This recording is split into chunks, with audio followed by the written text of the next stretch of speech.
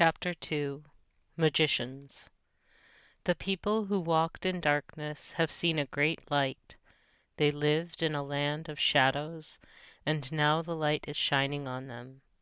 Isaiah chapter 9, verse 2. Never watch the hand behind my back.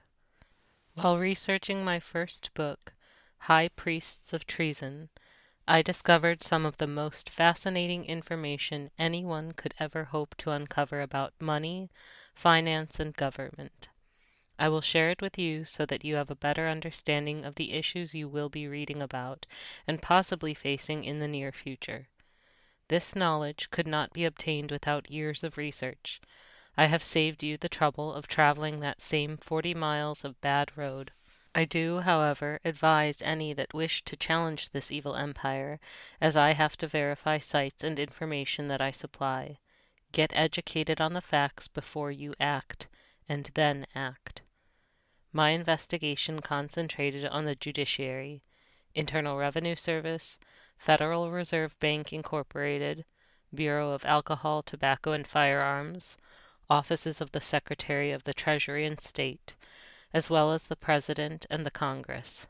That investigation has disclosed, in my mind, a broad, premeditated conspiracy by the international bankers and their agents in the United States government to defraud and enslave the citizens of the United States of America since 1900.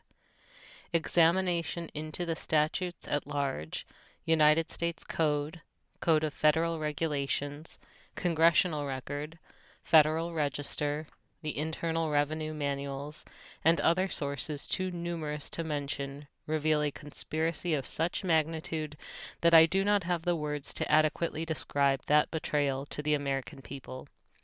This is why I repudiated my citizenship with the corporate government of the United States, its demonic masters, and their tool on earth, the United Nations, controlled by the international banking families.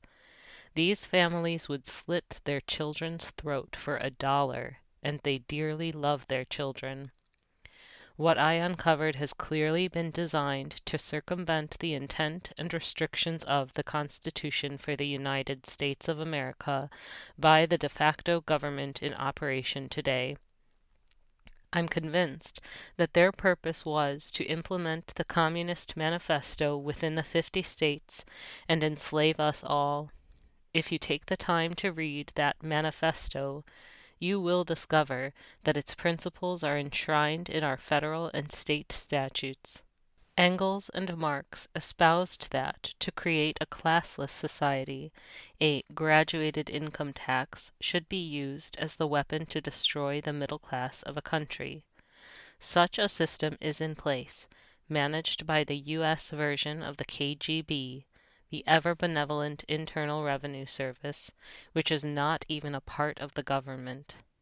For the proof, refer to Diversified Metal Products v. T. Bow Trust Co., IRS, and Steve Morgan, within the United States Answer and Claim at paragraph 4, denies that the Internal Revenue Service is an agency of the United States government, etc., signed by Richard R. Ward, U.S. Department of Justice, U.S. District Court, District of Idaho, Civil Number 93-405-E-EJL.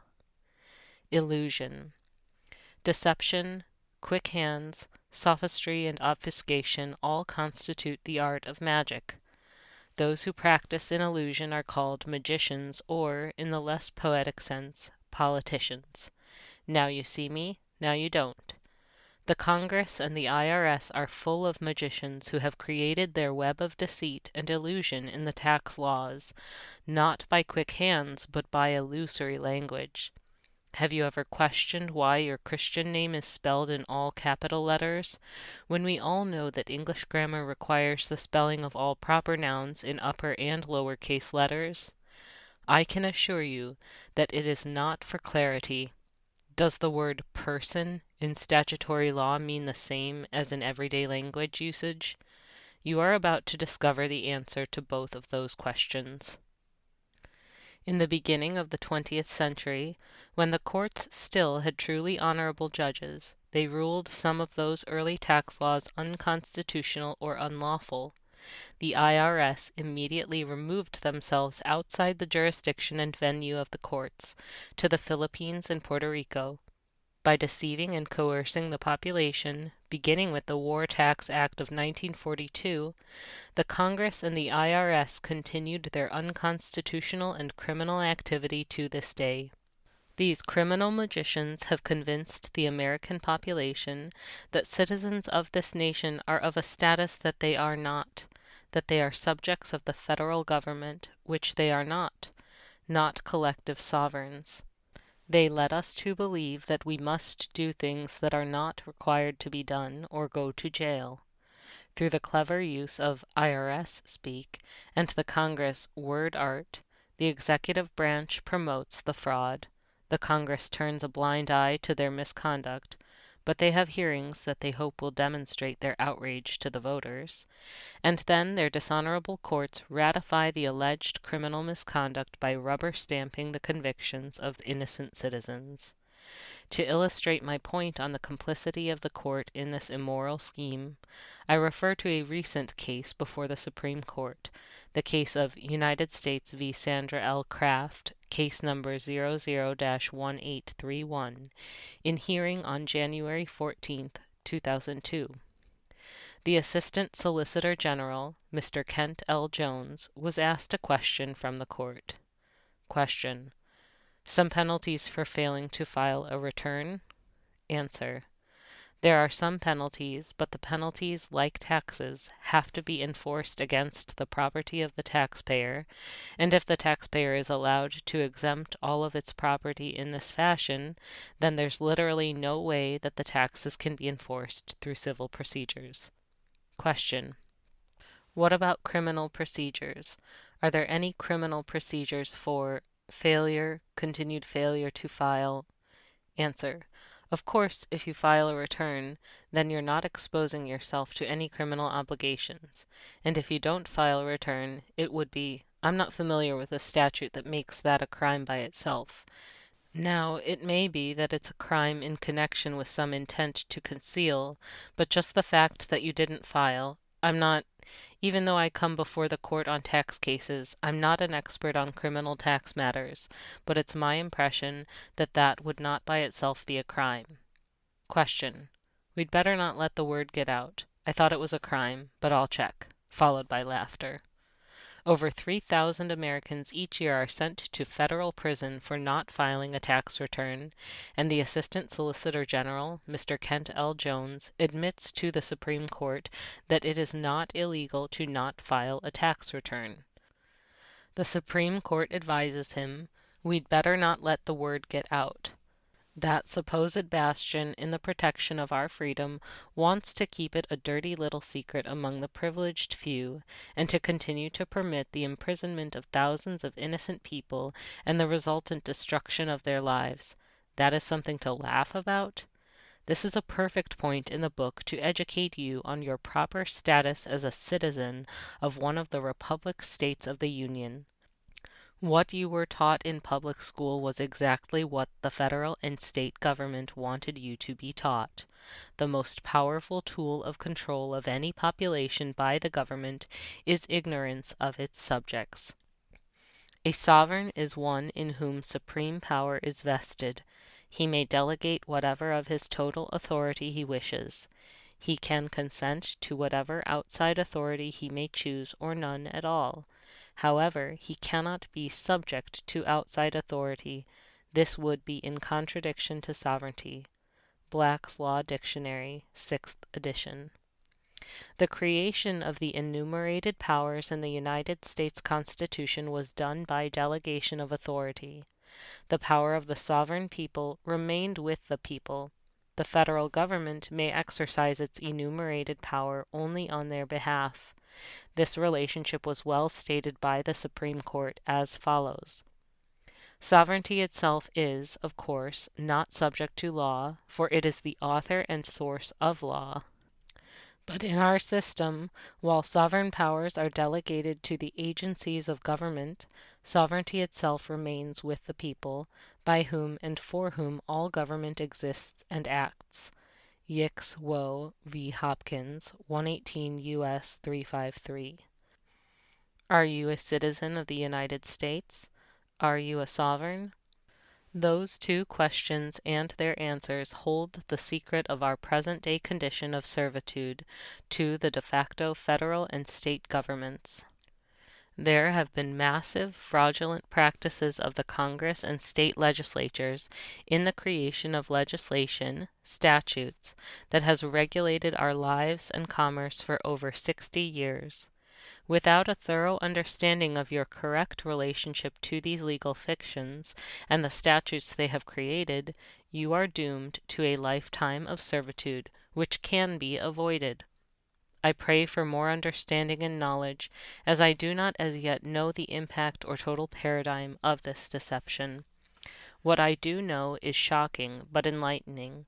I will attempt to explain as much as is possible with that limited knowledge of the methods used to obfuscate the law and your citizenship status, effectively placing you in a feudal relationship with government forces. In order for you to take cognizance of the full context of this conspiracy, you need to understand the meaning of words of art used by the various legislative bodies to entrap you. The words used in statutory law do not have the normal, everyday street meaning. By diagramming the statute, it is possible to understand the intent of the law and its application. Get out your old 10th grade English grammar book and learn how to diagram sentences. It will save you a world of grief. Preamble to the United States Constitution. We, the people of the United States, in order to form a more perfect union, establish justice, ensure domestic tranquility, provide for the common defense, promote the general welfare, and secure the blessings of liberty to ourselves and our posterity, do ordain and establish this Constitution for the United States of America. It appears that we, the people of the United States, acting through our representatives, were sovereign because we are doing the creating of this constitutional compact. But does that mean that you individually are a sovereign? If King Juan Carlos of Spain were to submit to a kidney transplant and the recipient was a farmer from Ohio, would the farmer become a sovereign king of Spain the moment the kidney was stitched into his body? Of course not. To be King Juan Carlos of Spain, you must be the whole person. You must be a living soul. You must wear a mask of your status. King Carlos would still be a king regardless if he had the 2 kidneys or 1. What makes him a king and sovereign is that he was born with the title of sovereign, ruler's mask, nothing more.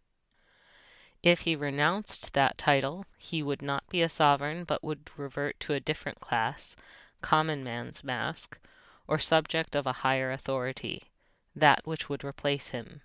So being a sovereign requires that someone or some force has declared that you are sovereign and has given you the authority to exercise all of your powers over your subjects, citizens. That could be done by God, as royalty claims to rule by divine right, or by being elected to that lofty position by your subjects. Since none of us have been declared by God to be sovereign or elected to the position of sovereign by our fellow man, individually one cannot be sovereign, as many in the patriot community profess. Not only would the declaration that you are sovereign be frivolous to the ears of the court, it would be a blasphemy to the Lord God of the universe, as he is the only true sovereign to whom we all owe our allegiance. What you are is a unique species, a species described by God as a living soul. And the Lord God formed man of the dust of the ground, and breathed into his nostrils the breath of life, and man became a living soul. Genesis chapter 2, verse 8. That distinction is unique in the United States of America because we all, collectively as living souls, were given the highest possible status, that of sovereign over the government we created. The authority for bestowing that authority was we the people. When we act as a whole, then we the people are the sovereign of the United States of America, exercising our power through our elected representatives. When we act as individuals, we are acting in the capacity of living souls, each responsible for ourselves. The court has described this concept as follows. A distinction was taken at the bar between a state and the people of the state. It is a distinction I am not capable of comprehending. By a state forming a republic, speaking of it as a moral person, I do not mean the legislature of the state, the executive of the state, or the judiciary, but all the citizens who compose the state and are, if I may so express myself, integral parts of it, all together forming a body politic. The great distinction between monarchies and republics, at least our republic, in general is, that in the former the monarch is considered as the sovereign, and each individual of his nation as a subject to him, though in some countries with many important special limitations. This, I say, is generally the case, for it has not been so universal. But in a republic, all the citizens as such are equal, and no citizen can rightfully exercise any authority over another but in virtue of a power constitutionally given by the whole community, and such authority, when exercised, is in effect an act of the whole community, which forms such body politic. In such governments, therefore, the sovereignty resides in the great body of the people, but it resides in them not as so many distinct individuals, but in their political capacity only. Thus, A, B, C, and D are citizens of Pennsylvania, and as such, together with all the citizens of Pennsylvania, share in the sovereignty of the state. Suppose a state to consist exactly had a number of 100,000 citizens, and if it were practicable for them all to assemble at one time and in one place, and that 99,999 did actually assemble, the state would not be in fact assembled. Why? Because the state in fact is composed of all the citizens, not a part only, however large the part may be, and one is wanting. Penhal v. Doane, 3 Dal. 93. The protections we gave ourselves as living souls and a sovereign body politic were incorporated into the Constitution as the first 10 amendments, which are often referred to as the Bill of Rights. These rights were specifically enumerated because, from our colonial experience, these rights were the most often abused by the king and his agents, and are deemed to be so fundamental that without them there would be no humanity. The Constitution was written in order to protect the commerce of the independent sovereign states from foreign aggression and equal treatment among the contracting states. The individual living souls of the states that compacted together by the Constitution were protected in their fundamental rights from its creation, the federal government, in the exercise of the enumerated powers that we granted it, and nothing more. The Constitution did not create a sovereign government over the member states to the compact or over the people of those states. The Congress and the state legislatures are cognizant of the authority delegated them by "we the people," the sovereign body politic, under the federal and state constitutions, and are specific when legislating law for the sovereign body politic and for subjects of the federal government.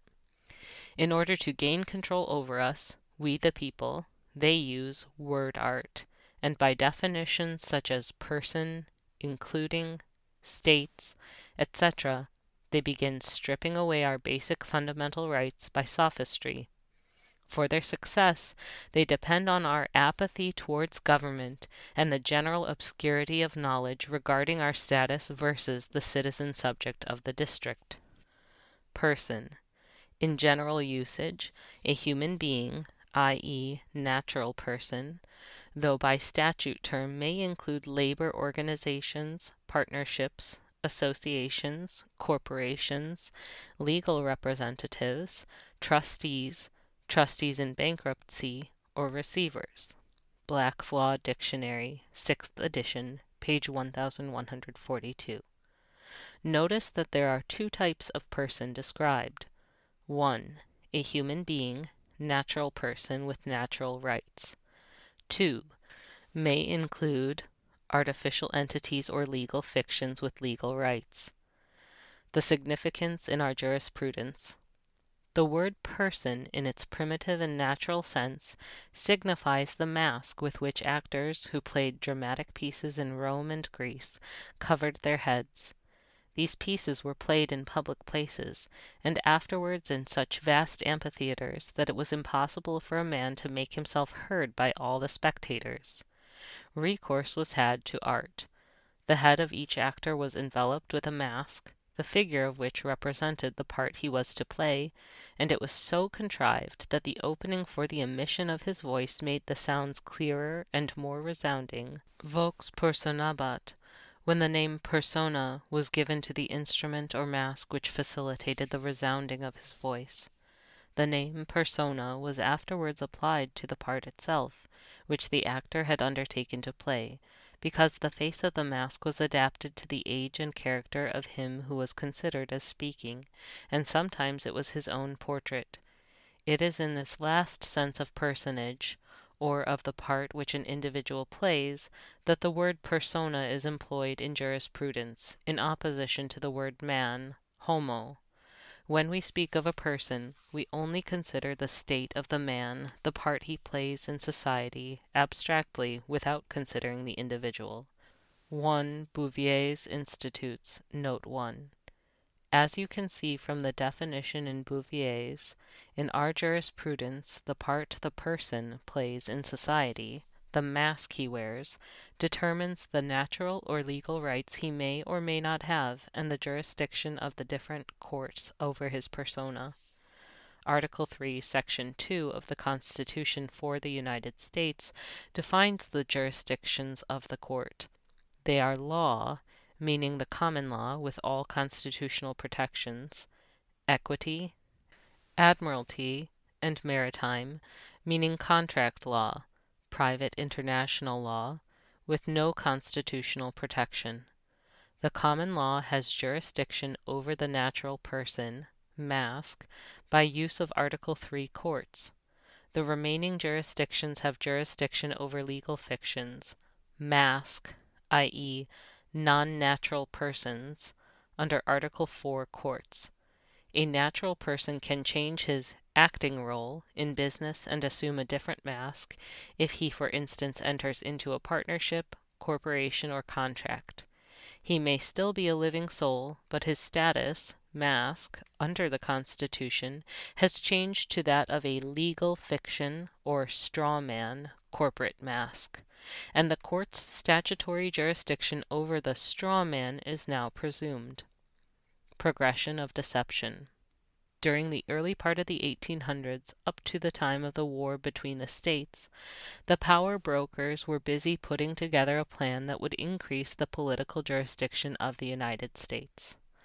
This plan was necessary, in their opinion, because the United States had a minimum number of subjects, the ones living in the District of Columbia, and only the land ceded to it by the states. The district was only 10 miles square, land ceded for the seat of government by Maryland and Virginia, and some land outside the district by other states, as was necessary for forts, magazines, arsenals, and other needful buildings within the member states. So the acquisition of land was also on the agenda. Between the 1860s and the early 1900s, banking and taxing mechanisms were changing through legislation sponsored by the European central banks. Clever politicians and agents of the central banks of Europe, closely associated with the powers in England, had enormous influence on the legislation being passed in the Congress. It was the responsibility of the people to understand their status with regard to the United States and the legislation being passed by the Congress and their state legislatures. The largest majority of the legislation did not apply to the states or to the people within the states, but Congress did not deem it their necessary duty to make the distinction as to which law applied to whom.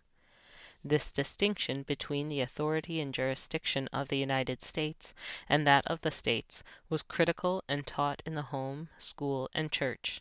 The true status was taught because there was no federal subsidy program for the schools with required subject matter or revisionist history that the government wanted taught, and no incorporation of the church restricting what could be taught because of a tax exemption.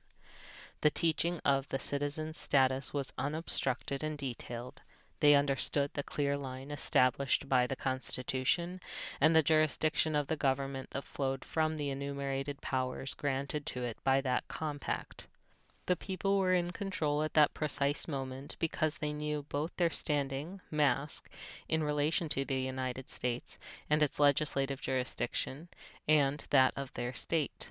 The federal courts did not interpret legislation as broadly as they do now, because the people knew when the courts were overstepping their jurisdiction by entering into litigation that was reserved for the common law, as admiralty is private international contract law under Article 4 authority.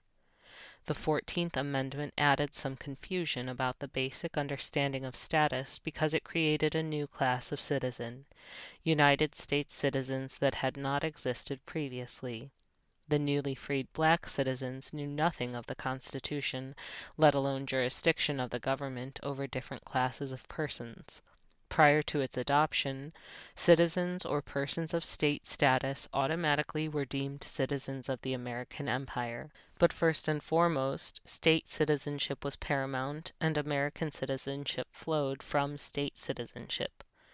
Before the 14th Amendment in 1868, there were no persons born or naturalized in the United States. Naturalization was a state function. Each person had been born or naturalized in one of the several states.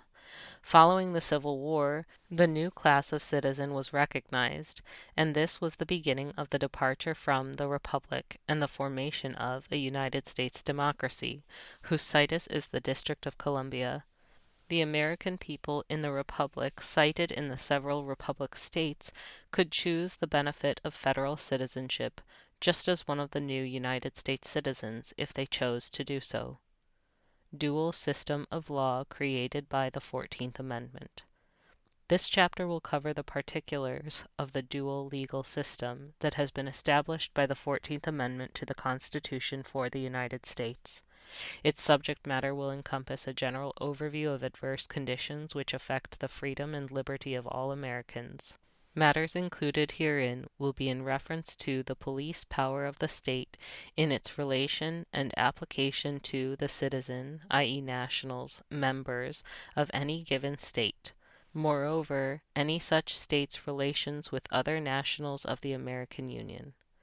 Nationality de jure. To grasp the true understanding of the United States of America's governmental system in the original premise, one must imagine that the government of the Federation, the United States, does not exist. In such case, each state in the Union would be a separate country. Accordingly, under the rules of international law, a sovereign state is a nation, much as is the European continent at present. State. A people permanently occupying a fixed territory bound together by common law habits and customs into one body politic, exercising, through the medium of an organized government, independent sovereignty and control over all persons and things within its boundaries, capable of making war and peace and of entering into international relations with other communities of the globe. Black's Law Dictionary, 6th edition. Nation. Nations or states are independent bodies politic, societies of men united together for the purpose of promoting their mutual safety and advantage by the joint efforts of their combined strength. Bouvier's Law Dictionary, 1856, i.e., state equals nation. The foregoing is the international definition of state and nation. Now, adding the federal government back into the equation, the Constitution for the United States of America is nothing more than an international agreement, or compact/charter, between the several republics of America and their respective nations. Accordingly, in the forming of the American Federation, each state of the Union gave up some of their inherent rights of statehood that they possessed under the general rules of international law. However, one such right they did not give up is the maintenance of their respective and individual nations. This is further found exemplified in the protection provisions that are set forth by the 9th and 10th Amendments in the Bill of Rights of the Federal Constitution. To further expand on these premises, a citizen member of any particular nation carries the quality of that nationality. Nationality: the state of a person in relation to the nation in which he was born. A man retains his nationality of origin during his minority, but, as in the case of his domicile of origin, he may change his nationality upon attaining full age. He cannot, however, renounce his allegiance without permission of the government. Bouvier's Law Dictionary, 1856. In reference to domicile, such is in direct relation to one's presence in a country. In reference to one's allegiance, such is to the nation or state of origin or his membership thereof. In further reference of nationality and allegiance that is inherent to our system of law, one has always been able to change his nationality within the Union. Such terms below encompass this legal issue. Country: by country is meant the state of which one is a member. Every man's country is in general the state in which he happens to have been born. Bouvier's Law Dictionary, 1856. Expatriation: the voluntary act of abandoning one's country and becoming the citizen and national or subject of another. Bouvier's Law Dictionary, 1856. Naturalization: the conferring of the nationality of a state upon a person after birth, by any means whatsoever. Ballantyne's Law Dictionary, 1969. Unknown to most Americans, such matter of natural right is available. However, for political reasons, it has been kept a secret, which will be briefly discussed in the next parts. In conclusion, in a clear sense, all such qualities make up the international and constitutional de jure premise of the Union. That is to say, each state is clearly a nation by right. Accordingly, the United States of America, in a purely legal sense, is based on the law of nations, natural law, is not a state, nation, or country. Hence, one cannot have the nationality of such. To truly maintain nationality, land is required. The United States does, or did, not possess land to support premise of nationality. Hence, the United States is not a state or a nation, in regards to its composite stature as the government of the Union. The United States, in simple sense, is a corporate body that has been contracted by the several American nations to handle certain affairs. 14th Amendment.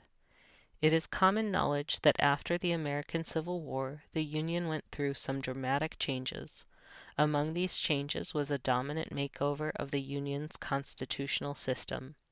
Such changes included amendments to the federal Constitution, which are commonly known as the Reconstruction Amendments, the 13th, 14th, and 15th. As the people of America have been taught, they believe that these amendments were for the purpose of administering civil rights to the slaves. All such amendments have served such purpose. However, such measures have eroded the civil law of America, the common law. Consequently, over the past 130 years, such civil law has been destroyed and has been tacitly transferred to the police power of the federal and state governments. This has been implicitly accomplished by Section 1 of the 14th Amendment, of and through which such legal operation is set forth. All persons born or naturalized in the United States, and subject to the jurisdiction thereof, are citizens of the United States and of the state wherein they reside. In legal operation, it naturalizes everyone born in America to be federal citizens at birth. This clause is referred to as the Naturalization Clause. However, such citizenship is voluntary. It must be established that the 14th Amendment citizenship develops a character that is somewhat repugnant to natural and international law. In fact, said amendment induced a commercial-based constitutional system of law. That is to say, everything that is encompassed in the governmental de facto system is of a contractual nature, which imports the creation of legal fictions and creates several conflicts of law. Another repugnant factor that coexists with this de facto citizenship is the imposition of an unnatural allegiance to the United States. Accordingly, Americans do not realize that they have given up their liberties by not expressly terminating the de facto citizenship at their age of majority. Moreover, they further consent, in a tacitly made commercial style of agreement, to the induced constitutional system and unnatural franchised citizenship by voting, pursuant to Section 2 of Amendment 14. Conformably, said section of the amendment further establishes the new apportionment of federal representation amongst the states of the Union, and also sets up the new, or rather alternate, state governments, which, as a matter of law, are de facto insurgent. The law that is established under the 14th Amendment is private international law. Hence, the states and federal government represent only voting federal citizens, as set forth by the legal operation of Section 2 of the Amendment 14. Consequently, this is where the dual systems of law is set forth. 1. The private law that is caused by the 14th Amendment, and 2. The public law that is inherent in the original form of the constitutional system, which includes the public law of each state, encompassed in their respective constitutions, and the public law that is set forth by the original form of the Constitution for the United States of America. To further illustrate the establishment of the dual system of law, we must review what has truly transpired in relation to Section 2 of the 14th Amendment. Based on the rules that are set forth and established by the law of nations and the alternate 13th Amendment, one cannot be subordinate to the dominion of another without his consent. Hence, by using syntax, or rather by applying sentence structure, to Section 2 of the 14th Amendment, you will find the following relevant wording set forth in word art.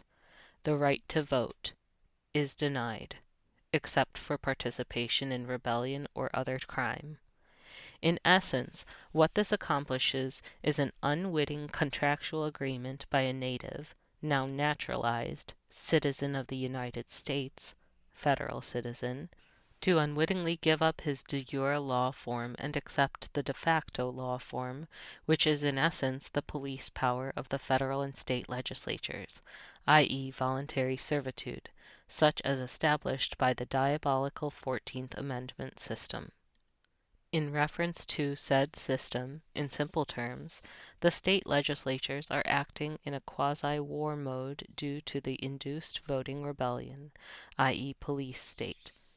A U.S. citizen is in breach of allegiance to his native state by tacitly and unwittingly declaring that he accepts the alternate governmental system.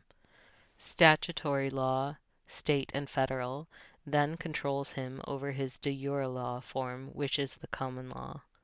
All such citizens within the jurisdiction of the corporate United States are considered belligerents along with the nationals that run the de facto state governments. In the rudimentary form of the constitutional system of the Union, the legislatures could not create law that affected citizens at large, individual state citizens. Hence, some of the law established by the statutory scheme is pursuant to international rules of war. As the law has been applied and is fundamentally being followed, the general constitutional provisions that have been craftily utilized to create this silent hostility can be found in the body of the original Constitution in Article 4, Section 4. The United States shall protect each of the several states against invasion, and on application of the legislature or of the executive against domestic violence. In fact, this establishes a system of law that is based on maritime principles. Unknown to Americans, all courts of the United States, state and federal, are being operated under the principles of such law. Hence, note that all the courts in the United States of America display military flags, regular flags with gold fringe. Civil flags are hung vertically and never on a pole. Accordingly, the states, governments, are acting in a quasi de jure capacity and asserting their sovereignty over their citizens de facto. Voting Americans, or as they also have accepted the system, all United States citizens, have voluntarily been induced to unwittingly 1. Become enemies of the state, 2. Become residents of their states, hence not true nationals under the law of nations, 3. Accept a feudal system of law and land ownership, and thus 4. Give up their natural right to sovereignty that is protected by their state constitutions and the law of nations.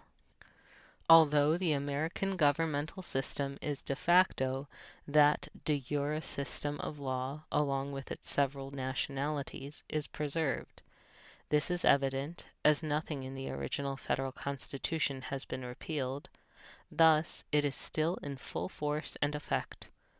Under the rule of international law, the de facto governmental system cannot be forced on people of America that do not wish to participate in it.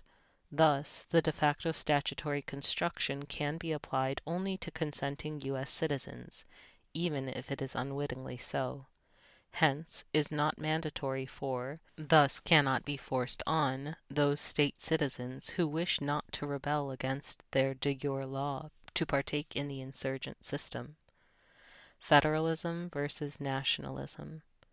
In planned effect, these matters have created a legal or rather induced political phenomena, federalism. The antithesis of federalism is nationalism. To give a general background of the reasoning behind the two terms, the founding fathers, such as Thomas Jefferson, were concerned with the Federalists' ulterior motives. Jefferson sensed that the Federalists were primarily interested in turning America into one big commercial plantation under their rule. The Constitution reflects the general concerns of Jefferson. The document's predominant commerce clauses make obvious its commercial purpose.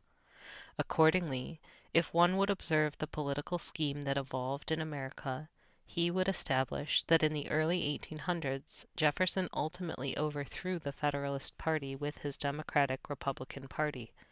This took the Union out of the control of the elite, Federalist, and put it under the control of the American people. Soon after its establishment, the party split into two parties. The two parties are still in existence. Today they are known as the Republicans and Democrats, the same snake with two heads. These two parties, unbeknownst to most Americans, are acting secretly as the Federalists. Our real system of American law allowed too much freedom. On a mass basis, people could not be controlled to direct their labors toward the goals of the elite.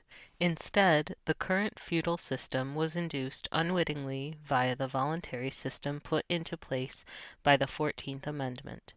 To keep matters under the perpetual control of the Federalists, elitists, socialism was introduced.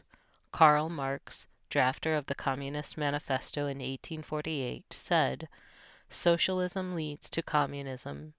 To implement socialism on a union-wide basis, the 14th Amendment was enrolled via force of the Civil War. The general purposes of such obvious yet covert measures were to tame and train the masses to become a commercialistic economic slave force whereby the elite would profit. Communism is nothing more than another name for federalism. It is basically a system that controls many nations centrally with the aim of commercialism. Accordingly, if one would investigate, all 10 planks of the Communist Manifesto are applied in American law. Remedy of natural right and protections.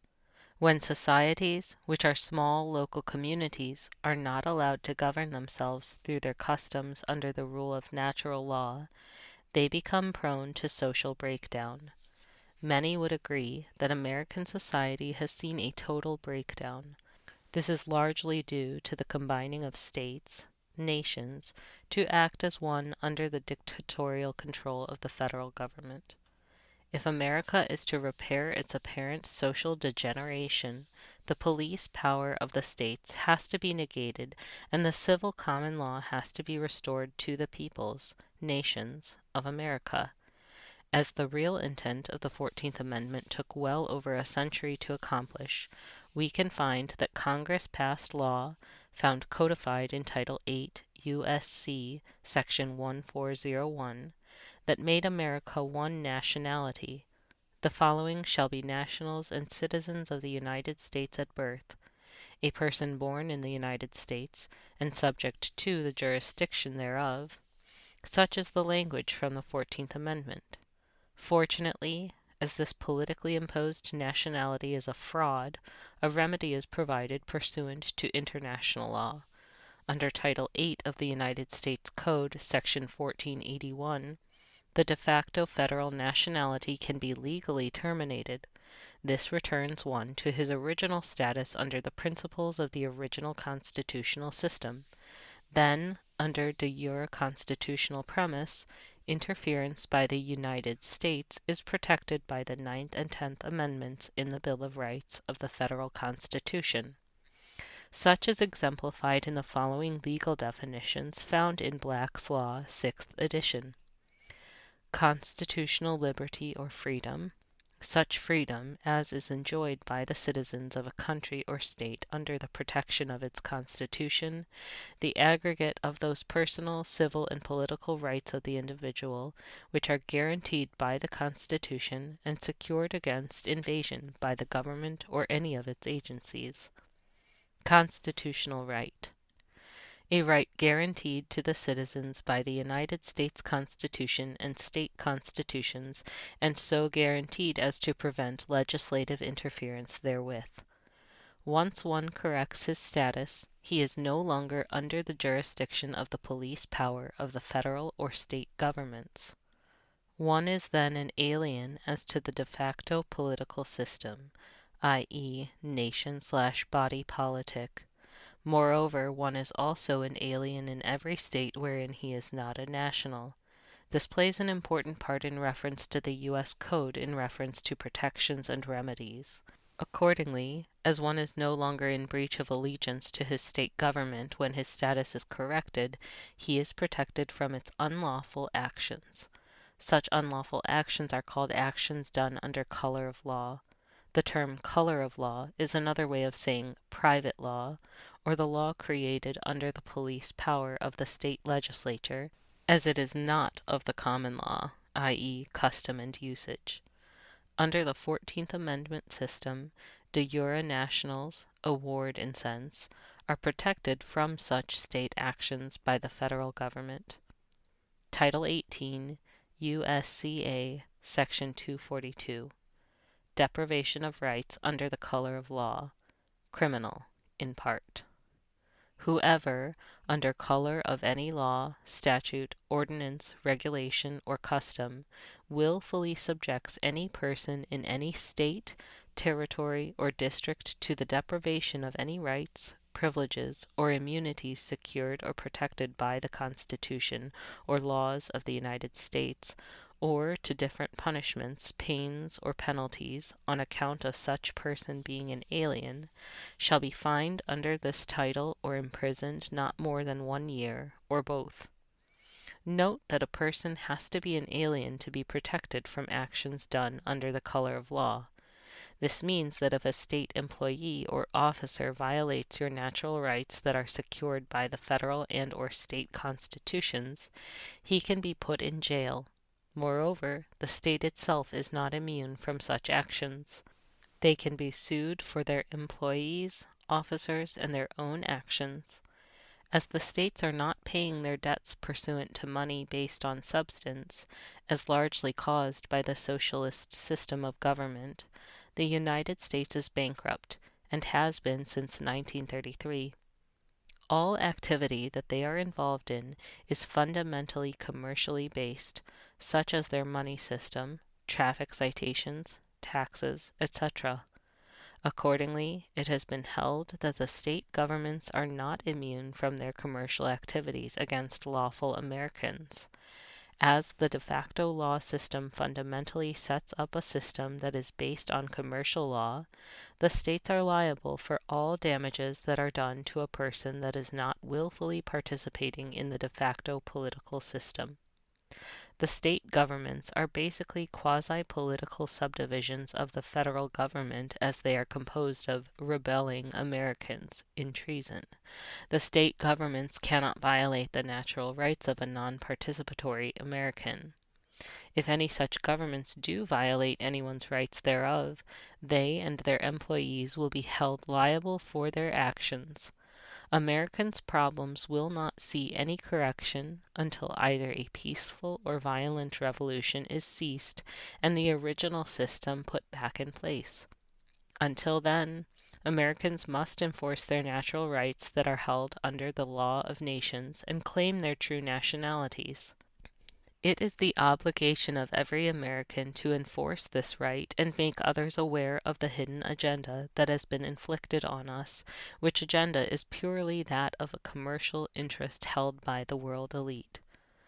In 1865, the 13th Amendment opened the floodgate for the people to volunteer into servitude in order to accept the benefits offered by the United States. The 13th Amendment prohibits involuntary servitude. It does not prohibit voluntary servitude. In 1870, the 15th Amendment gave that new class of citizens the right to vote in that democracy. Benefits came with this new citizenship, but with the benefits also came duties, liabilities, and responsibilities that were totally regulated by the Congress for the District of Columbia and its subjects only. In 1913, the United States began using international private law, admiralty, because that facilitated an increase of persons and property for the United States, giving the district courts booty and prize jurisdiction over enemy property within the confines of the American Republic. Subject persons and property having the same status. Admiralty is a form of military law, and jurisdiction is based upon contract. The adhesion contracts between the state citizen and the federal government began to grow. This increase in subject citizen population became the cornerstone for the strategy of expansion, as now the federal government had many subjects because of the benefits derived from the contracts. Federal admiralty jurisdiction was proper because the former living soul, mask, was replaced with a legal fiction person, mask, voluntarily by contract. Central banking for the United States was legislated into existence by the Federal Reserve Act and the 16th Amendment in 1913. It gave the central bankers all of the support they needed to finance their fiat money scheme. In 1917, the United States entered World War I, and the Congress passed the Trading with the Enemy Act and the Emergency War Powers Act, opening the doors for the United States to suspend constitutional restrictions otherwise mandated by the Constitution.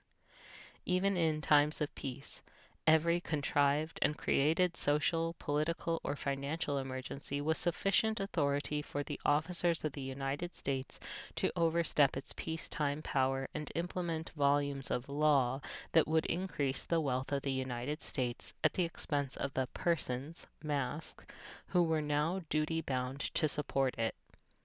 All of the agencies that were created temporarily in time of war were not dismantled after the war, so the federal government got larger.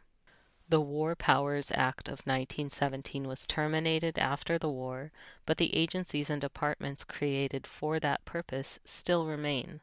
There is always a declared emergency in the United States and its states since the resurrection of the War Powers Act of 1933. But when the statute is read carefully, it applies only to their 14th Amendment subject citizen. This is the main reason for obscuring the fact that there are two different classes of person within the American Empire, as well as two distinct United States. If you are not taught the facts in school, how else will you learn? The statutory construction appears with crystal clarity when we consider the language used by the Supreme Court to describe the different definitions of the United States. This term has several meanings. It may be merely 1, the name of a sovereign occupying the position analogous to that of other sovereigns in the family of nations. 2, it may designate territory over which sovereignty of the United States extends. Or 3, it may be the collective name of the states which are united by and under the Constitution. Hooven and Allison Co. v. Evatt. Thus, in Hooven, it is readily discernible that there are two literal United States consisting of definitive land masses or geographical areas. The third definition, 3, in Hooven, consists of the 50 states united under the Constitution. The second definition, 2, designates the geographical area consisting of the District of Columbia and all territory over which the political sovereignty of the United States extends. Congress expresses the sovereignty of the second United States under authority of Article 1, Section 8, Clause 17 and 18, and Articles 4, Section 3, Clause 2 of the Constitution, with no constitutional restrictions placed on said plenary powers. Congress, in legislating for the district and its territories, always defines the word state and United States in its public laws to only include such geographical areas. Colonel Edward Mandell House, who was the agent provocateur of Rothschild, the head of the European central banks, was assigned to oversee the President and the Congress in the implementation of the central bankers' plans. House is attributed with giving direction and strategy to be implemented by the President and the Senators to enslave the American people with the passage of the Federal Reserve Act and Amendments 16 and 17. Support for the legal presumption that the American people had volunteered to participate in the United States democracy was legislated with the 17th Amendment in 1913, in that participation in federal elections for U.S. Senator established the legal presumption necessary in determining that you were a federal citizen. The scheme also provided for the control of the courts via the 1913 creation of the American Bar Association, whose parent organization was the European International Bar Association, which was the creation of Rothschild. This allowed the international bankers to control the practice of law, in that the only ones permitted to practice before the courts were those who were educated under their brand of law, which was only admiralty and contract law. Common law of the people was to be replaced, as it gave the natural man many jurisdictional protections from the bankers' legislation. When the Congress made its first attempt to throw out the common law and replace it with admiralty law, the Supreme Court rejected the proposed rules of court, explaining that the proposed rules would bring into existence a national police state. So, Roosevelt stacked the High Court and waited for a case upon which the demise of the common law could be accomplished. Erie v. Tompkins came along in 1938 and gave the court the opportunity that the Constitution did not. Thereafter, common law at the federal level was to be no more. The 1930s were an eat, drink, and be merry time, with the majority of the population living the good life with no care in the world and no attention to what was happening in Congress. The stock market crashed, and those not on the inside were not warned to take their money out of the market and, as a result, lost everything. This set the stage for socialism and Roosevelt's New Deal. It was a New Deal, all right, a one-sided deal, as you are about to learn. Contract law is above the Constitution and under the jurisdiction of equity/admiralty courts, so the governments began to contract with everyone. The 1930s saw federal legislation providing for the registration of babies through application for birth certificates.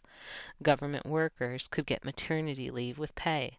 The states pushed for registration of cars through applications for certificates of title and for registration of land through registration of deeds of trust. Constructive trusts were created secretly by adhesion contracts, giving benefits either present or future, and as a result, each of the people blindly walked into the trap of United States democracy and its jurisdiction by the signing of contracts, thereby agreeing to be sureties for the debts of the United States and collateral for the Federal Reserve Bank, Incorporated. The Great Depression supplied the diversion needed to keep the people's attention away from what the government was doing. The Social Security program was implemented, along with numerous other socialistic New Deal programs that invited the American people to volunteer to be the sureties behind the United States' new registered property and adhesion contracts through the legal presumption that they were 14th Amendment United States subjects. We are permitted to contract with anyone, even the government, so for the promise of benefits from the federal government, we traded away our unalienable rights and put on a mask of the subject person. Massive registrations of property through United States agencies, including the states of the Union as instrumentalities of the federal government in bankruptcy, assured the United States and its officers and instrumentalities, the states, that they would become wealthy beyond their wildest expectations, as predicted by Colonel House. Edward Mandell House had this to say in a private meeting with Woodrow Wilson, President, 1913 through 1921. From the private papers of Woodrow Wilson. Very soon, every American will be required to register their biological property in a national system designed to keep track of the people and that will operate under the ancient system of pledging. By such methodology, we can compel people to submit to our agenda, which will affect our security as a chargeback for our fiat paper currency. Every American will be forced to register or suffer not being able to work and earn a living. They will be our chattel, and we will hold the security interest over them forever by operation of the law merchant under the scheme of secured transactions. Americans, by unknowingly or unwittingly delivering the bills of lading to us, will be rendered bankrupt and insolvent, forever to remain economic slaves through taxation secured by their pledges. They will be stripped of their rights and given a commercial value designed to make us a profit, and they will be none the wiser, for not one man in a million could ever figure our plans, and, if by accident one or two would figure it out, we have in our arsenal plausible deniability. After all, this is the only logical way to fund government, by floating liens and debt to the registrants in the form of benefits and privileges. This will inevitably reap to us huge profits beyond our wildest expectations, and leave every American a contributor to this fraud which we will call social insurance. Without realizing it, every American will insure us for any loss we may incur, and in this manner, every American will unknowingly be our servant, however begrudgingly. The people will become helpless and without any hope for their redemption, and we will employ the high office of the president of our dummy corporation to foment this plot against America. All of this was done without disclosure of the material facts that accompanied each application for contract registration. That fraud would have been sufficient reason to charge all the United States officers and elected officials with treason, unless a legal remedy could be legislated for the people to recoup their property and collect for the damages they suffered as a result of the fraud, if ever discovered. If a legal remedy was available, and the people chose not to or failed to secure their remedy, no charge of fraud could be brought, even to a common law court. The United States Congress needed only to provide the legal remedy. It was not required to explain it or even tell the people where the remedy could be found. If they did that, then the entire conspiracy would be revealed, and every cherry tree in Washington would be decorated with hanging bodies of congressmen and bankers. The attorneys did not even have to be taught about that remedy in law school. Remaining quiet, Congress had plausible deniability if the people discovered the deception. The majority of the legislators did not have to have the intricate details of the law explained to them regarding the bills they were passing. The pressure was on by the leadership to pass this legislation, and that was all they needed to know.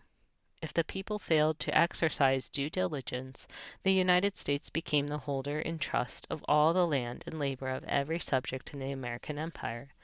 If, however, the people did discover their legal remedy, the United States would have to honor it and release the registered property back to the people, but only if the people were cognizant that they had a remedy, and only if they exercised it in the proper technical manner. It was a great plan, and it has worked for over 70 years. Having established plausible deniability, even if the people became enlightened that they had a remedy and pursued it, the attorneys, judges, and legislators could claim that they did not understand the people's claims, especially if the technical requirements for achieving it were not followed pursuant to the statutory requirements. Requiring the public schools to teach civics, government, and history classes out of federally approved politically correct textbooks written by the publishing houses owned by the owners of the Federal Reserve would assure that the people would not discover the remedy for a long time, if ever. Passing state and federal statutes that subjugated the citizens to rules and regulations added another firewall of protection against the people ever discovering their remedy. The media, owned by the same people who own the Federal Reserve, was fashioned to report politically correct news day after day ad nausea, until few people believed there was any hope for relief from the system, and totally forgot all of their previous history of liberty and freedom. If the people could be separated from their money and their time in pursuit of the remedy, it could be obscured long enough so that the solutions could be lost in millions of law library books across the country, and equitable estoppel by lashes could be argued against the few who discovered it. The majority of elder Americans know there is something terribly wrong with all the conflicts in the law and the facts they were taught in school. Not so with the newer generation. How can the American people be free and subject to a government's fancy at the same time? In 1933, the United States established its insurance policy with H.J.R. 192 and recorded it in the Congressional Record. The Federal Register publication of that law was not required at that time. An executive order issued on April 5, 1933, paved the way for the withdrawal of all gold in the United States. Representative Lewis T. McFadden brought formal criminal charges on May 23, 1933, against the Board of Governors of the Federal Reserve Bank System, the Comptroller of the Currency, and the Secretary of the United States Treasury. Congressional Record, May 23, 1933, page 4055 through 4058. Those charges are still not acted upon and are still in committee. H.J.R. 192 passed on June 3, 1933. Mr. McFadden claimed on June 10, 1933, "Mr. Chairman, we have in this country one of the most corrupt institutions the world has ever known. I refer to the Federal Reserve Board and the Federal Reserve Banks." H.J.R. 192 is the insurance policy that protects the legislators from conviction for fraud and treason against the American people. It also protects the American people from damages caused by the actions of the United States. H.J.R. 192 provides that the one with the gold paid the bills. It removed the requirement that the United States subjects and employees had to pay their debts with gold. It actually prohibited the inclusion of any clause in all subsequent contracts that would require payment in gold. It also canceled the clause in every contract written prior to June 5, 1933, that required an obligation to be paid in gold. It provided that the United States subjects and employees could use any type of coin and currency to discharge a public debt, as long as it was in use in the normal course of business in the United States. For a time, United States notes were the currency used to discharge debts because there was 40% gold and 60% Treasury guarantees behind the currency. But later, the Federal Reserve in the United States provided a new medium of exchange through paper notes and debt instruments that could be passed on to a debtor's creditors to tender the debtor's debts. Tender and payment are not the same. Tender merely changes the legal character of the debt, where gold and silver would extinguish the debt. In the 1950s, the Uniform Commercial Code was adopted in most of the states as a means of unifying the generally accepted procedures for handling the new legal system of dealing with commercial fictions as though they were real. Security instruments replaced substance as collateral for debts. Security instruments could be supported by presumptive adhesion contracts. Debt instruments with collateral and accommodating parties could be used instead of money. Money and the need for money was disappearing, and a uniform system of law had to be put in place to allow the courts to uphold the security instruments that depended on commercial fictions as a basis for compelling payments or performance. All this was accomplished by the mid-1960s. The Commercial Code is merely a codification of accepted and required procedures which all people engaged in commercial activity must follow. The basic principles of commerce had been settled thousands of years ago, but were refined as commerce became more sophisticated over the years. In the 1900s, the age-old principles of commerce shifted from substance to form. Presumption became a major element of the law. Without giving a degree of force to legal presumption, the new direction in enforcing commercial claims could not be supported in equity/admiralty courts and had no chance in common law. If the claimants were required to produce their claims every time they tried to collect from the people, they would seldom be successful.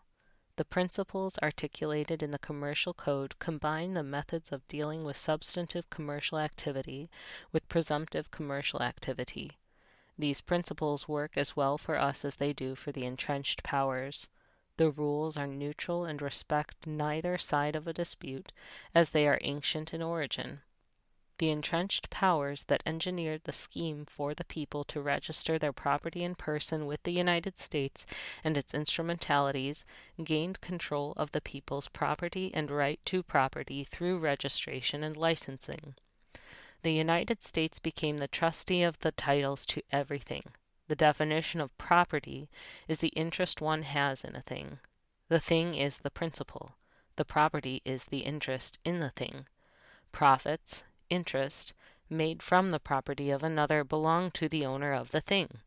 The international bankers made profits by pledging as surety the registered property of the people in commercial markets, but the profits do not belong to the bankers. The profits belong to the owners of the thing. That is always the people.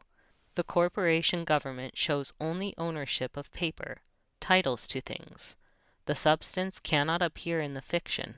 Sometimes the fiction is manufactured to appear as substance, but fiction can never become substance. It is an illusion. This is why the proper spelling of your name in upper and lower case is never used in court documents. The all caps spelling represents the legal fiction, which the government holds title to and jurisdiction over, as it is the creation of the government. The substance cannot appear in the fiction. What will happen when you appear and claim the name ascribed on the complaint? You and the fiction become one and the same. You have changed masks from a natural person to an artificial one. The profits from all the registered property had to be put into trust for the benefit of the owners. If the profits were put into the general fund of the United States and not into separate trusts for the owners, the scheme would evidence fraud. The profits for each owner could not be commingled. If the owner failed to use his available remedy, fictional credits held in a constructive trust account, fund, or financial ledger, to benefit from the profits, it would not be the fault of the government or their banking co-conspirators. If the owner failed to learn the law that would open the door to his remedy, it would not be the fault of the swindlers. The owner is responsible for learning the law, so he understands that the profits from his property are available for him to discharge debts or charges brought against his legal fiction person by the United States or other commercial entities. If the United States has the gold, the United States pays the bills from the trust account, fund, or financial ledger. The definition of fund is money set aside to pay a debt. The fund is there to discharge the public debts attributed to the United States subjects, but ultimately back to the accommodating parties, the American people. The national debt is that which is due to the owners of the registered things. the American people, as well as to other creditors. If the United States owes a debt to the owner of the thing, and the owner is presumed, by accommodation, to owe a public debt to the United States, the logical thing is to ask the United States to discharge that public debt from the trust fund. The way for the United States to get around having to pay the public debts for the people is to claim the owner cannot be an owner if he agreed to be the accommodating party for a debtor person. If the people are truly the principal, then they know how to handle their financial and political affairs, unless they have never been taught. If the owner admits by his actions of ignorance that he is an accommodating party, he has taken on the debtor's liabilities without getting consideration in exchange. Here lies the fiction again. The owner of the thing does not have to knowingly agree to be the accommodating party for the debtor person. He just has to act like he agreed. The legal presumption that he is the accommodating party is strong enough for the courts to hold the owner of the thing liable for a tax on the thing he actually owns. Debtors may have the use of certain things, but the things belong to the creditors. The creditor is the master. The debtor is the servant. The Uniform Commercial Code is very specific about the duties and responsibilities a debtor has. If the owner of the thing is presumed to be a debtor because of his previous admissions and adhesion contracts, he is going to have a difficult time convincing the United States that it has a duty to discharge public debts for him. In addition, the federal courts are staffed with loyal judges who will look for every mistake the people make when trying to use their remedy and use the mistake against them in dismissing any action they bring. There is a very powerful tool the people can use to help them get to the real issues when they find themselves up against the power of presumption. The law provides for either party of an admiralty action to object to a line of questioning. When you object in that court setting, you must tell the judge why you object, or he will overrule your objection. The reason is, this line of questioning assumes facts not in evidence. You can request that evidence of the plaintiff's claim be entered into evidence. If the judge overrules this fundamental principle of establishing subject matter jurisdiction and the right to make a charge, there is a major procedural error in the proceeding. Your objection has preserved the error for appeal. Granting in personam jurisdiction to get to the bottom of the issue is vastly better than arguing, "I'm not that person." The owner of the thing, after learning the law and discovering who he is in relation to the United States, can file a UCC-1 financing statement and security agreement registering his interest in the artificial entity, person, the United States created after Mom applied for a birth certificate. That was the act of registering her biological property, her baby, substance, with the state. The United States holds the paper title, form, not the substance, baby. Until your financing statement is filed, the United States is the holder of the title to the artificial entity.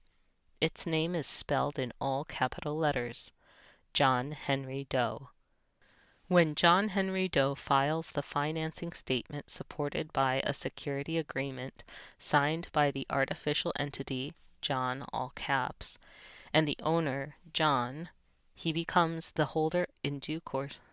When John Henry Doe files the financing statement supported by a security agreement signed by the artificial entity, John in all caps, and the owner, John, in uppercase and lowercase letters, he becomes the holder in due course of the title to John in all caps.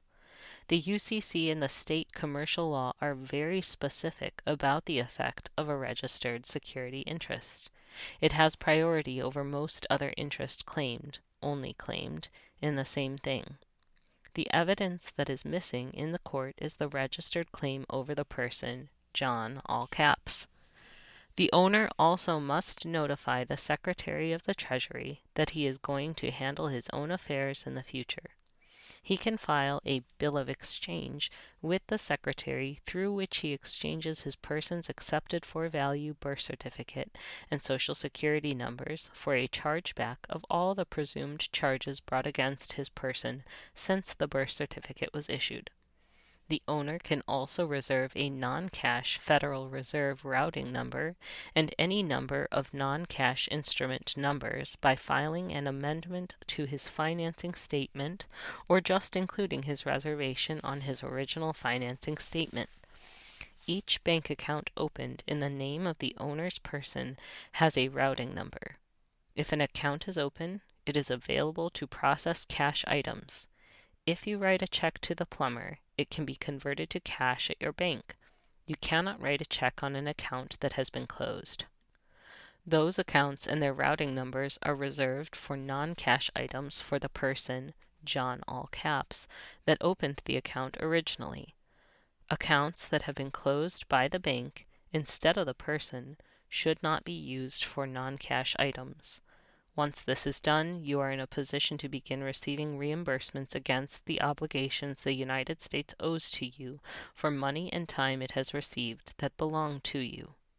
The owner of registered things who has learned the law and what his rights are and who has filed his financing statement, security agreement, and bill of exchange, and reserved his non-cash account routing numbers, can issue an instrument indicating his UCC registration number, his registered Federal Reserve routing number, the name of the public party making a charge against his person, and the amount of the debt to be discharged.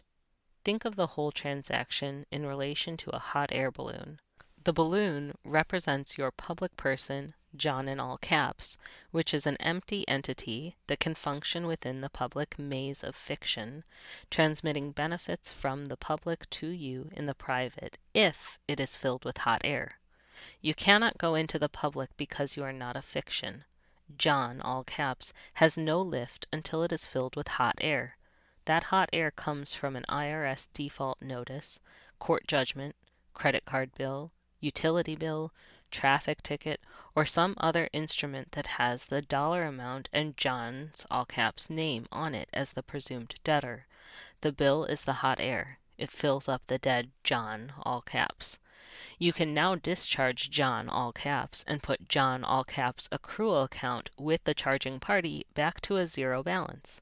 You, as the secured party over the assets put up as security by John, all caps, to you as collateral for the debt John, all caps, owes you, can discharge John, all caps, with a negotiable instrument for the same dollar amount as the charging instrument. The charging party that receives your non-cash item can 1. Process it through a United States department, 2. Give it to a third party, 3. Keep it to increase its liquidity. When you, as the owner of a thing, registered it with the United States or one of its subdivisions, you let the United States hold the legal title to your thing based on misrepresentation and failure to disclose material facts to you at the time of registration. You probably retained possession of the thing. The United States invested the title and made a profit. If you did not specifically authorize the United States and its agents to invest the legal title, the profits made from that title belong to you, because as the owner, you remain the equitable title holder. Legally, all the profits from the investment of the titles to all your registered things must go into a fund for your benefit. If they did not put the profits in a trust fund of some sort, it would be fraud. Just acquiring the titles through what is promoted as mandatory registration is fraud. If the scenario attributed to Mandel House is now in full application in the United States, which it is, the officers of the United States could be charged and convicted with treason if they had not provided a remedy, which they did. House Joint Resolution 192 on June 5, 1933, is their insurance policy to assure they are not convicted of treason. That does not mean they cannot be charged with treason, but the courts will dismiss based on failure to state a claim upon which relief can be granted. Because you have a remedy outside the court, you cannot sustain a charge of treason. The problem in the past with trying to discharge public debts with instruments that could not be processed through your corner bank was that those discharge instruments did not route through the Federal Reserve, the bean counter for the federal debt. That debt is first and primarily owed to the people who are the equitable title holders of all the substance in this country. If you try to discharge a public debt with your discharge instrument, and you do not route it through the Federal Reserve, it appears you are receiving a benefit from the United States without exchanging it for something of value. This is not technically correct because you have a right to be reimbursed, whether or not you apply it toward the debt the United States owes you. You are the substance, it is the fiction. If you do route your discharge instrument through the Federal Reserve, where the national debt owed to you can be reduced by the amount of the instrument, you have made an exchange that fits nicely into their accrual bookkeeping system. Your person's, all caps, charge from the charging party within the United States commercial scheme is discharged, and the debt that the United States owes to you is discharged by the same account. That is a quid pro quo, and everyone is happy except those who are not interested in the money but just want to be in control from behind the scenes. To accomplish this quid pro quo exchange, 1.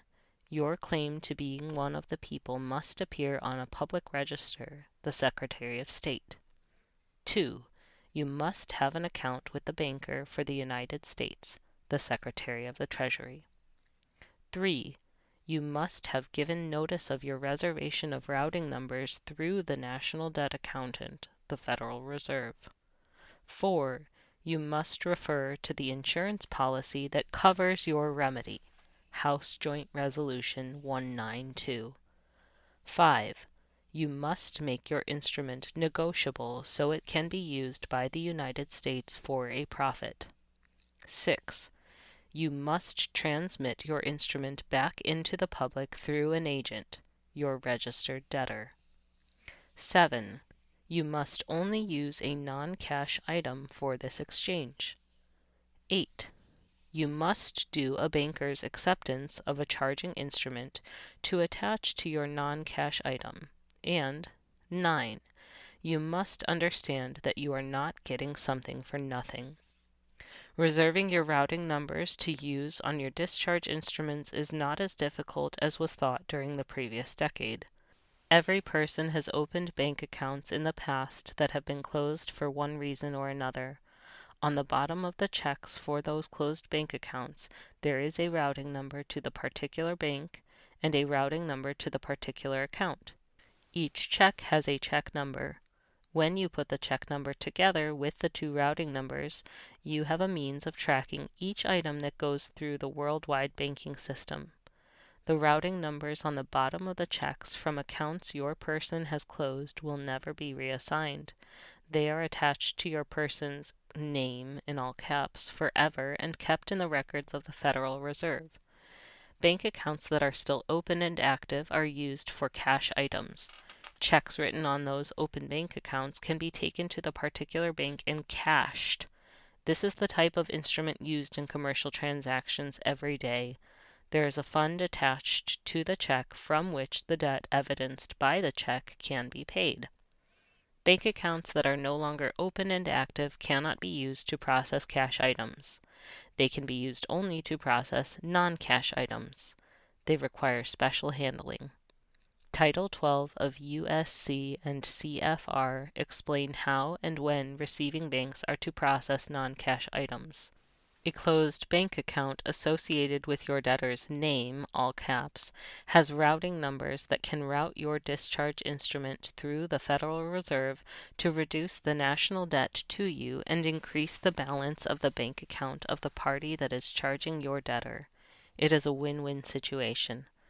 The charging party is instructed to mail the discharge instrument to the Secretary of Transportation.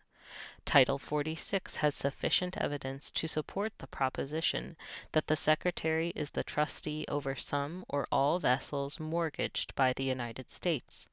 If your debtor person, all caps, is presumed to be a vessel, it is regulated by the Secretary of Transportation through the Maritime Ministry's administration. That is the proper party to assist in processing your non-cash item. The Secretary of Transportation can forward the item to the Secretary of the Treasury, who already has been notified to prepare for non-cash activity in your Treasury Direct account on the bill of exchange. The Secretary of the Treasury is directly related to the Federal Reserve. Between the Treasury and the Federal Reserve, your non-cash items can be directed to the proper parties to settle the account and get everyone into that quid pro quo position we want. The United States and its co-business partners are debtors to you. You are the creditor not only over your debtor person, all caps, but also over the United States, the legal title holder over the registered thing to which you are the equitable title holder. You are the primary creditor, so if the United States has other creditors, like the international bankers, they cannot jump to the front of the line. Their claims are subordinated to your claims if your claims are registered and if you understand the law surrounding what you are doing.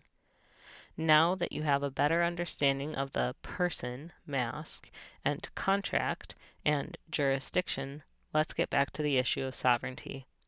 It is important to differentiate between sovereign power and unalienable rights.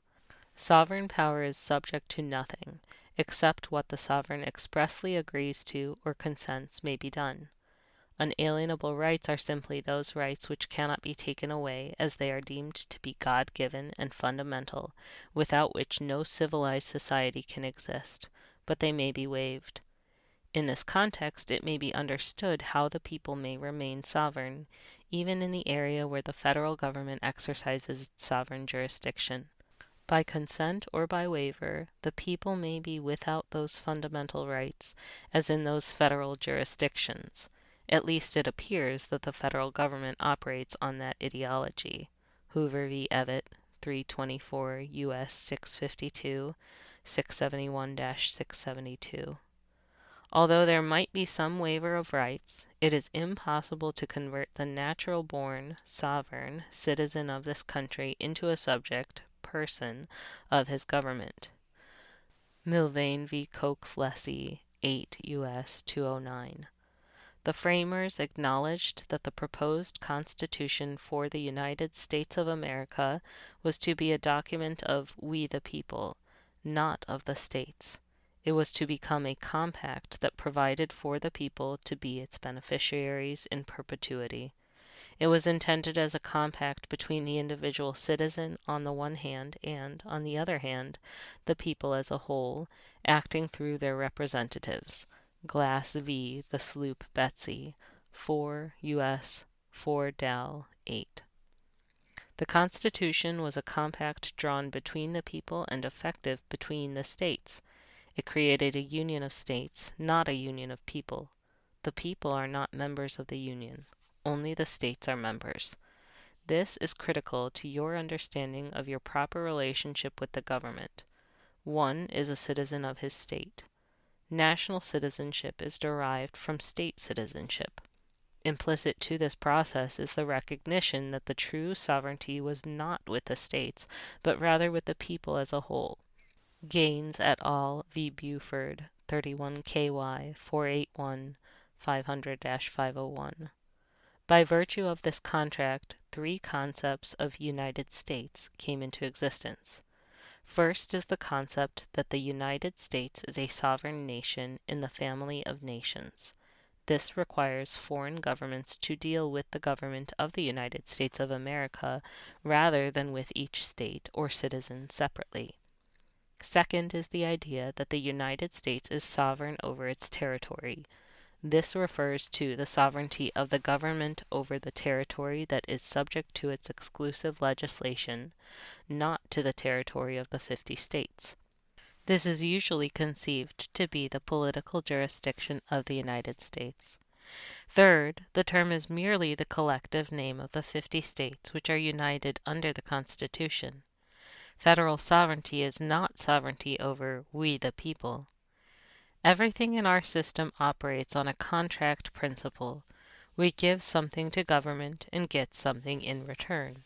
If there is no benefit, there is no reciprocal obligation. It is a maxim of contract law that a contract is not enforceable, lacking equal consideration, inuring to both parties of the agreement. No state and no citizen surrendered any sovereignty to any government. It was merely agreed that the national government, the state government, and the people would be bound to obey proper laws made under the authority of that compact. They would suffer penalties if they did not. This is a common law viewpoint applicable among free men. It does not make the sovereign people subject to their government. The beneficiaries and their descendants remain bound because the compacts have created governmental entities pertaining to specific territories. If a person lives in the territory, either he obeys the common law of the territory thereof, or he is an outlaw. Article 1 of the Constitution deals with the structure and powers of Congress. If Congress does not have a power to legislate in some area, then generally the other branches have no powers there either. If there is no law, there is nothing for the executive branch to enforce, and nothing for the judiciary to interpret. The function of Congress is to make our laws, to the extent that the Constitution permits law-making, and to make the laws for the municipal government of the District of Columbia, where there are no constitutional restrictions. Article 1 also deprives the states of power to do those things for which the national government was formed. Our government is a limited government, and this is made clear by the fact that it can act only within those powers that are specifically delegated. The enumerated rights are set forth in Article 1, Section 8, and Article 4, Section 3. By this enumeration, Congress has power to make laws insofar as they are necessary and proper for the exercise of its enumerated power. Particularly important is the power given to the government to have exclusive legislative jurisdiction over the seat of government and such other lands as are ceded to the government by the states for its military functions. This is a power limited in its territorial scope, but not otherwise. Because this special power has no constitutional limitation, unlike Congress' other enumerated powers, it is similar to the power of a sovereign. It is called the political jurisdiction of the United States. It operates in Washington, D.C., and in all areas ceded by the states to the federal government as enclaves. A similar power operates in the possessions and territories of the United States, but it has its source in a combination of the property power and the power to acquire territory. This is described as inherent powers. Sovereign power, like admiralty law, is deemed a necessity in those uncivilized territories. Such sovereign power of the federal government does not operate within the 50 states. As we will explore later, all federal courts are of admiralty jurisdiction. Constitutional guarantees do not generally apply in the sovereign federal areas, except insofar as Congress chooses to enforce them. Although a fundamental right should still exist since it is deemed unalienable, Congress can take the position that since we the people delegated sovereign power, all of the people must be subject in those areas, because there cannot be two sovereigns ruling in the same place. Having such power, it was not hard to predict that Congress would expand its power beyond proper constitutional limitations. This expansion of power is manifestly evident in the application of the taxing power. That power is limited by the Constitution. Direct taxes must be proportioned, and indirect excise taxes must be uniform. These limitations, however, do not apply where the government has sovereign power. While enumerated powers are exercised all over the country, they are limited by the Constitution. The sovereign powers in territories and areas ceded by the states are not limited by the Constitution, and those citizens have little or no constitutional protection. Congressional power over federal funds has also been used to expand government authority. This is done by virtue of the practice of the federal government placing conditions on its grants of federal assistance. After all, the sovereign citizen has the right to contract even with the federal government. If you sell a right, it is gone, even though unalienable. By this process, the federal government has invaded every conceivable facet of the lives of citizens within the 50 states, regardless of the Constitution and its restrictions.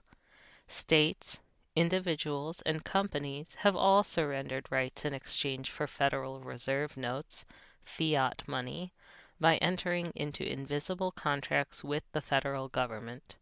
They do so by the use of such things as bank accounts, Social Security accounts, credit cards, etc. These invisible contracts have given the federal government jurisdiction over the majority of Americans, tried in federal equity/admiralty courts where the Constitution has no standing, as you have a contract with the government and you never even know it. Powers not delegated to government by the Constitution belong to the people except to the extent that the people in their state constitutions have given them to states. The reality is that government has grabbed a lot more power than was given them under the Constitution, and the Supreme Court has ratified the seizure. The Supreme Court in 1932 decided that any law enacted by Congress or the states was not open to challenge by anyone who had received any benefit under such law, nor could the law be invalidated if there were some way to construe or apply such law in a manner not in conflict with constitutional limitations. Ashwinder v. TVA, 1932, 297 U.S. 288. However, whenever either a voluntary act or a questionable law appears to deprive the citizen of an unalienable natural right, if the citizen is not aware that such is the effect of that act or law, the courts must prevent such deprivation. The Supreme Court has ruled that an unconscious and unintended waiver of any such right does not strip the citizen of that right, but the district courts continually disregard that principle.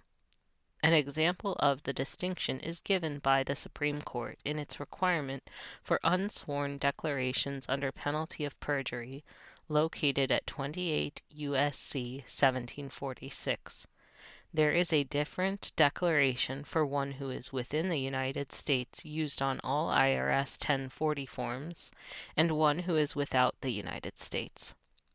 What is the only way one can be guilty of perjury? If one tells a lie under oath, or oath of office, period. There is no other way. How, then, can a citizen who is filing his 1040 tax forms be under penalty of perjury if he is not under oath? The answer is he can't. The only ones who can file that form are government employees who are under oath of office.